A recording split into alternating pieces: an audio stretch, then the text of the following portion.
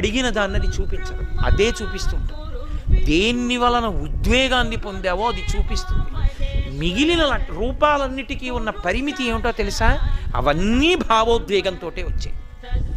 ఒక రాక్షస సంహారం చెయ్యాలని వచ్చిందనుకోండి ఒక అవతారం, రాక్షస సంహారం చెయ్యాలి కాబట్టి ఓ ధనస్సు పెట్టుకుంటుంది, ఓ బాణం పట్టుకుంటుంది, అది యుద్ధాలు చేస్తుంది, నెత్తురు కార్చేట్టు చేస్తుంది, ధర్మ సంరక్షణ పక్కన పెట్టండి, అది యుద్ధం చేస్తుంది. కాబట్టి ఆ అవతార చరిత్ర యందు కొంత రక్తసిక్తమైనటువంటి విషయాలు ఉంటాయి. అవి మీ మనసుని కదుపుతాయి. కొంత ఆర్ద్రతో, శోకమో, దయో, కారుణ్యమో, బాధో ఏదో ఒకటి కదులుతుంది.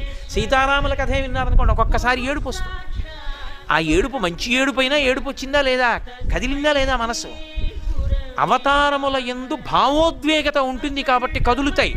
దక్షిణామూర్తి అవతారం కాదు. చాలామంది తెలియక దక్షిణామూర్తి అవతారం అంటారు. దక్షిణామూర్తి అవతారము కాదు, దక్షిణామూర్తి మూలస్థానం, అందులోంచి అవతారాలు వచ్చాయి.